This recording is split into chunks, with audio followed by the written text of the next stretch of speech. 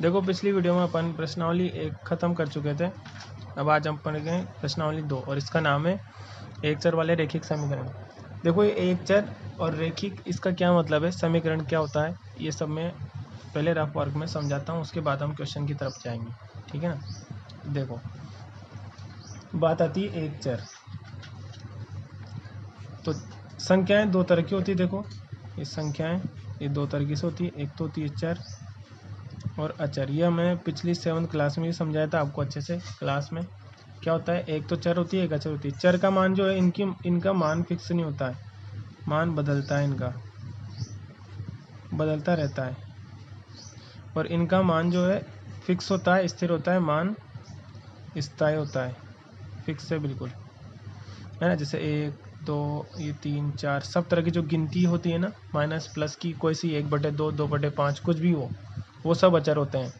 और ये x Y Z इनको रखते हैं ना, जो इनकी जगह पे एक्स वगैरह का मान किस सवाल में 5 आ जाता है, किसी में 2 आ जाता है, किसी में 4 आ जाता है एक्स का मान।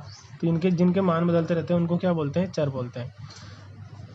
आपके जो टॉपिक है वो एक चर वाले रैखिक समीकरण है। तो एक चर में मतलब क्या हुआ, या तो जो सवाल आएगा वो केवल एक्स में ही आएगा, जैसे x + 2 = 0, इस तरह की समीकरण देते हैं। एक ही चर आया, इसके अंदर एक्स ही आया। देखो इस तरीके से आ जाए -5x + 4 + 3 = 0, इस तरह की समीकरण आ जाए। एक ही चर है, अकेला एक्स ही। तो चर जब भी होगा समीकरण में तो अकेला होगा। अगर y है तो जैसे मान लो 2y + 2 = 0। अभी देखो इस समीकरण के अंदर भी क्या है, अकेला y ही है। तो जब भी समीकरण आएगी वो सिंगल एक ही चर में आएगी। अगर z में है तो z ही आएगा, t है तो t आएगा, और x है तो x ही आएगा, लेकिन चर अकेला ही रहेगा।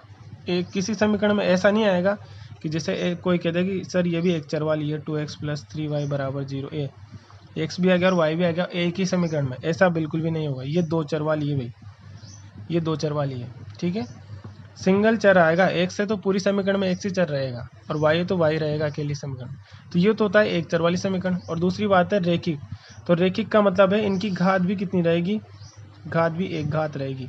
कहीं आपको ये देखने को नहीं मिलेगा कि x² + 3 = 0, इस तरीके से x की घात 2 मिल जाए, कहीं कहीं पे भी नहीं।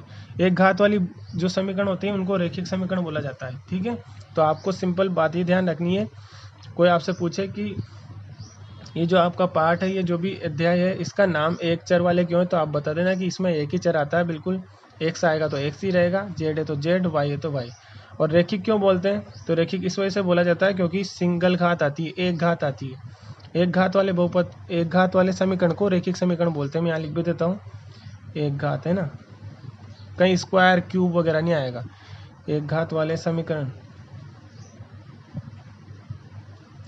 एक घात वाले समीकरण को रैखिक समीकरण बोलते हैं। ठीक है, रैखिक समीकरण बोलते हैं। एक घात होनी चाहिए, सिंगल घात। जैसे मैं यहाँ एग्जांपल भी देता हूँ समीकरणों के। और समीकरण सब लोग जानते हैं। ये समीकरण किसको बोलते हैं, बराबर का साइन भी आता है। मैं यहाँ एक बार समझा देता हूँ। देखो समीकरण किसको बोलते हैं, जैसे इधर देखो, यहाँ पे समझा देता हूँ मैं। समीकरण, समीकरण किसको बोला जाता है, बराबर का साइन हो, एक तरफ आएगा LHS और दूसरी तरफ आएगा RHS, है ना। इसको बोलते हैं बायां पक्ष, बीच में बराबर का साइन आता है, और इसको बोलते हैं दायां पक्ष। अब कुछ भी आ सकता है, ऐसा भी आ सकता है कि केवल बायां पक्ष हो, जैसे 2x + 3 = 0। देखो इसमें बायां पक्ष से दाएं पक्ष में तो 0 है। कभी ऐसा भी हो सकता है कि 4y + 3 = 2y + 5। इसमें देखो दोनों ही पक्षों में संख्याएं लिखी हुई है, बाएं पक्ष में भी लिखी हुई है, दाएं पक्ष में भी लिखी हुई है, बराबर में बराबर भी आ रहा है। देखो लेकिन चर एक ही रहेगा। अगर y है तो पूरी समीकरण में y मिलेगा आपको, ये चीज़ ध्यान रखनी है। तो समीकरण किसको बोलते हैं, दाएं और बाएं पक्ष होता है और दोनों क्या होते हैं, बराबर होते हैं, उसको ही समीकरण बोलते हैं। ठीक है, तो इस तरीके से ये चीज़ बता रहा हूँ मैं कि एक घात वाले समीकरण को क्या बोलोगे, रैखिक समीकरण बोलोगे। तो मेरे ख्याल से एक चर और रैखिक समीकरण समझ में आ गया होगा आपके। अब इसको एक चर वाले रैखिक समीकरण को हल कैसे करते हैं, तो समीकरण यहाँ लिख देता हूँ मैं, ये नोट है एक तरह से आपके, कि समीकरण,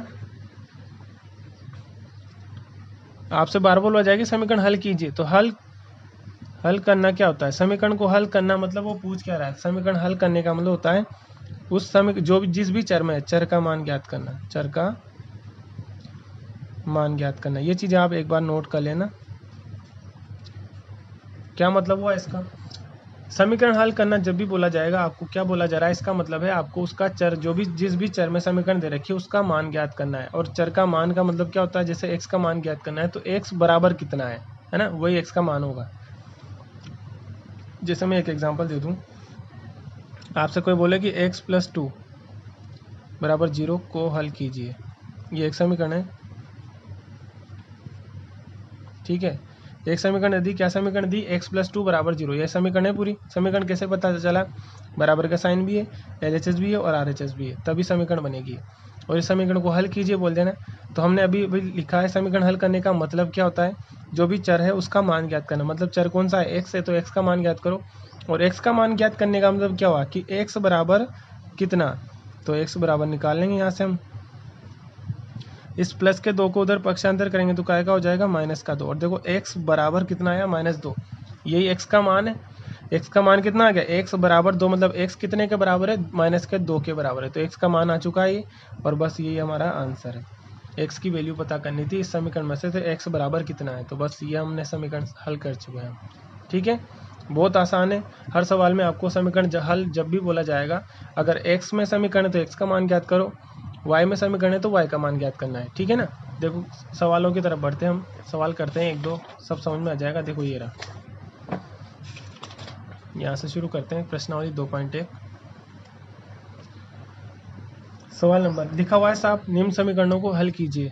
मैं एक बार फिर भी यहाँ लिख देता हूँ, क्वेश्चन नंबर 1, वही समीकरण हल करनी है आपको। समीकरण हल कीजिए, ठीक है ना। पहला सवाल भी बता देता हूँ, ये फर्स्ट क्वेश्चन क्या है, x - 2 = 7। ये आपकी पहली समीकरण है, हल करना है, सेम बता चुका हूँ, वही काम करना है आपको। क्या करना है, x का मान ज्ञात करना है। तो यहाँ लिख देंगे, एक बार इसको रिपीट कर रहा हूँ मैं, बराबर ये माइनस संख्या को उधर भेजना है, कुल मिला के बराबर के LHS में केवल x ही रहना चाहिए, बाकी सबको उधर भेजना है, केवल x पता करना है हमें अकेला, है ना। तो क्या करेंगे, x बराबर इस माइनस के 2 को उधर भेज दिया तो काय का हो जाएगा, 7 पहले से ही था, माइनस का 2 उधर जाके काय का हो गया, प्लस का 2 हो गया। और x बराबर 7 में 2 जोड़ते तो कितना आता है, 9। x बराबर 9 आ गया, मतलब x का मान कितना आया, 9। और यही हमारा आंसर है। समीकरण हल करने का मतलब मैं बता चुका हूँ, जो भी चर में समीकरण है उसका मान ज्ञात करना। तो x का मान कितना आ गया, x कितने के बराबर है, 9 के, x का मान कितना है, 9 है। तो ये हमारा आंसर आ चुका है। बस क्वेश्चन नंबर 2 फिर बता देता हूँ मैं, देखो y में ये दूसरा क्या है, y + 3 = 10। इस समीकरण को हल करवा रहा है वो, कोई दिक्कत नहीं, समीकरण हल कर सकते हैं हम। कैसे करेंगे, y बराबर प्लस का 3 का पक्षांतर कर देंगे। चाहो तो आप यहाँ लिख सकते हो, देखो इस तरीके से कि जैसे ये सवाल है था, यहाँ लिख देंगे हम +3 का, ये उधर भेजना बोल रहा हूँ ना मैं, उसको बोलते हैं पक्षांतरण करने पर, है ना। चाहो तो ऐसा हिंदी में लिख सकते हो कि +3 का पक्षांतरण, पक्ष का अंतरण पहले LHS में है, बाएं पक्ष में है, हम इसका अंतर करके पक्ष को चेंज करके, है ना, दाएं पक्ष में भेज रहे हैं। तो +3 को पक्षांतरण कर दिया, मतलब पक्ष चेंज कर दिया हमने, LHS में था, बाएं पक्ष में था, उसको दाएं पक्ष में भेज रहे हैं। तो y बराबर, जब भी पक्षांतरण करते हैं तो जिस संख्या का पक्षांतर करते हैं उसका चिन्ह बदलता है। प्लस का 3 का आएगा, हो जाएगा माइनस का, 10 इधर पहले से ही था, प्लस का 3 इधर आ गया तो क्या आ गया, माइनस का हो गया। और बराबर 10 में से 3 जाएगा तो कितना आ जाएगा, 7 आ जाएगा। बस यही हमारा आंसर हो गया। ठीक है, तो यहाँ भी चाहो तो आप लिख सकते थे, क्या किया था आपने, ये -2 था, इसका पक्षांतर किया था, तो हम यहाँ लिख सकते हैं, देखो मैं यहाँ इस दूसरे कलर से लिख देता हूँ कि -2 का ये पक्षांतरण किया था, यहाँ मैंने पक्षांतरण करने पर, ठीक है ना, -2 का पक्षांतरण किया था यहाँ में। जो जिस चीज़ का पक्षांतरण करो उसको ऐसे लिख सकते हो आप, y का मान आ गया। ऐसे ही इसमें बहुत सारे एग्जांपल दे रखे हैं, देखो इसमें z का मान ज्ञात करना है, ये वाला थोड़ा बटे वाला सवाल है, ये मैं बता देता हूँ। ठीक है, देखो क्वेश्चन नंबर 4 में बताता हूँ, अगर किसी को प्रॉब्लम हो तो देखो क्वेश्चन नंबर 4 भी मैं बता रहा हूँ, देखना। ये क्वेश्चन नंबर 4 क्या है, 3/7 + x = 17/7, ये हमारे क्वेश्चन नंबर 4 है। अब इसको कैसे हल करना है, वही सेम, आपको x का मान ज्ञात करना है, तो x ही रहना चाहिए बराबर में। अभी बराबर के इधर 2 पद आ रहे हैं, देखो एक तो ये संख्या वाला है 3/7, और एक से, हमें सिर्फ इधर LHS में एक से चाहिए, बाकी सबको उधर भेजना है। तो किसका पक्षांतर करना पड़ेगा? 3/7 का। तो यहाँ लिख देता हूँ मैं 3/7 का पक्षांतरण करने पर, और 3/7 उधर जाएगा तो उधर इधर क्या बचेगा? केवल x बचेगा। तो देखो ये केवल x बचा दिया, x बराबर 3/7 प्लस का था, उधर जाएगा तो काय का हो जाएगा? माइनस का। 17/7 ऐसा ही था, और 3/7 इधर आया तो काय का हो गया? माइनस का हो गया। अब इन दोनों को हल कर लो। x बराबर, यहाँ एलसीएम चाहो तो एलसीएम मत लो क्योंकि हर समान है, हर समान है तो डायरेक्ट माइनस कर दो। 17 में से 3 जाएंगे तो 15, 15/7 हो जाएगा, है ना। तो ये 15/7 आ गया। भाई हर समान होता है तो संख्या ऊपर डायरेक्ट माइनस हो जाती है। 7 अपॉन ऐसा कैसा ही, और 17 में से 3 माइनस करोगे तो सॉरी 15 नहीं 14 आएगा, है ना। माइनस करने पर 14/7 आ जाएगा। ये आंसर आ गया हमारा। x का मान कितना हो गया? 14/7 हो जाएगा। ठीक है, बस इस तरीके से ही करने हैं सारे सवाल। अच्छा एक बात मैं यहाँ पे जो अभी अपने काम जो अपने चीज़ यूज में लिए जो नियम, वो हम यहाँ पर नोट पे लिख रहा हूँ, ये आपको नोट कर लेना है। ठीक है, क्या नोट किया हमने कि पक्षांतरण करने पर, अभी हमारे इस चीज़ का यूज आया इस नियम का, पक्षांतरण करने पर जिसका भी संख्या कोई सी भी संख्या हो, है ना, संख्या का चिन्ह बदल जाता है। समीकरण के अंदर जिस भी संख्या का आप पक्षांतर, चाहे वो x हो चाहे y हो, कुछ भी हो, और ना 14/7 हो, कुछ भी 3/7 हो, अगर उसका आप पक्षांतरण कर रहे हो तो उसका चिन्ह बदल जाएगा। अगर प्लस की संख्या है तो माइनस की हो जाएगी, माइनस की है तो प्लस की हो जाएगी। ये चीज़ भी आपको ध्यान रखनी है। ठीक है, इसका क्वेश्चन नंबर 2 जो है, 2 है ही नहीं इसके अंदर, सारे क्वेश्चन इस तरीके के ही है। पहली प्रश्नावली के अंदर सारे देखो, मैं और बता देता हूँ। ये क्वेश्चन नंबर इधर देखो, ये क्वेश्चन नंबर 7 है। 7 में क्या है? 2x/3, यहाँ पे वजगुणा होगा। ये मैं वजगुणा वाला सवाल मैं बता रहा हूँ। देखो क्वेश्चन नंबर 7 में बता देता हूँ, वजगुणा भी आपके इसमें समझ में आ जाएगा। क्वेश्चन नंबर 7, ये 7 देखो एक बार, ये रहा ये क्वेश्चन नंबर 7। क्या है? 2x/3 बराबर 18। ये एक सवाल है हमारा। सवाल वही है, समीकरण हल कीजिए। लेकिन आपको एक चीज़ ध्यान रखनी है, इसमें ऐसा नहीं है कि आप 2/3 को उधर भेज दो, ऐसा नहीं है। आप जब भी इधर बटे वाली संख्या हो और इधर बटे वाली नहीं है तो मैं इसको बटे वाली बना लेता हूँ। ये बटे वाली बना ली, देखो बना ली। 18 के बटे में 1 लिख दिया। दोनों तरफ बटे वाली संख्या हो और सबके बटे होने चाहिए। यहाँ मैं एक चीज़ समझाता हूँ, देखो ये नहीं चलेगा, ये लाइन खींच के देखो, ये नहीं चलेगा बिल्कुल। ये रफ है कि 2/3 प्लस x बराबर 2/5, इस तरीके से हो तब आप यूँ यहाँ वज्रगुणा नहीं होगा। क्यों नहीं होगा? क्योंकि आप इसको 1 बनाना है पहले, ऐसे होना चाहिए। 1 के बटे में प्लस माइनस में कुछ भी नहीं होना चाहिए दोनों तरफ। ऐसा नहीं होना चाहिए कि x के बटे में इधर बटे वाली संख्या इधर बटे वाली, लेकिन बीच में प्लस आ रहा है, ऐसा नहीं होना चाहिए।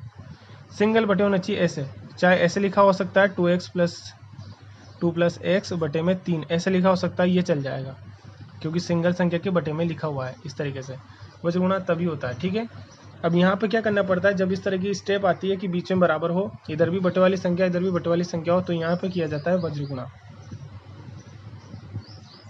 वज्रगुणा करने पर, वज्रगुणा क्या होता है? वज्र मतलब तीर को बोलते हैं वज्र। तिरछा गुणा किया जाता है। 2x का तो गुणा होगा 1 से, और 3 का गुणा होगा 18 से। इस तरीके से किया जाता है।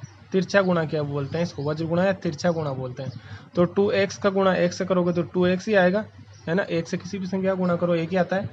और 3 का गुणा 18 से और करना है। 3 का गुणा 18 से राइट हैंड साइड पे चला जाएगा उधर, है ना। तो 2x बराबर कितना हो गया? 18 का 3 से गुणा करेंगे तो 18 3 54 हो गया। और यहाँ से x का मान ज्ञात करना है, तो x बराबर निकालेंगे तो मैं बता चुका हूँ। गुणा वाली संख्या हमेशा कहाँ जाती है? बटे में। अगर ये 2 प्लस का होता है यहाँ पे तो 2 उधर जाके माइनस का हो जाता है, लेकिन ये तो 2 काय में? गुणा में, x के गुणा में। और x के गुणा में जो संख्या रहती है वो हमेशा कहाँ जाती है? भाग में जाती है। तो 54 के बटे में ये 2 गुणा वाली संख्या भाग में चलेगी, और 54 में 2 का भाग लेंगे तो कितना आ जाएगा? 27। ठीक है, तो x बराबर कितना आ गया? 27। ये आंसर हो गया। तो ये वज्र गुणा भी मेरे हिसाब से समझ में आ गया होगा तुम्हारे। ठीक है, बाकी अगले क्लास में पढ़ेंगे हम। इसके और क्वेश्चन भी बचे हुए हैं जो आपको ही करने हैं। ये जितने भी क्वेश्चन बचे हुए हैं सब सोल्व करने हैं। ठीक है।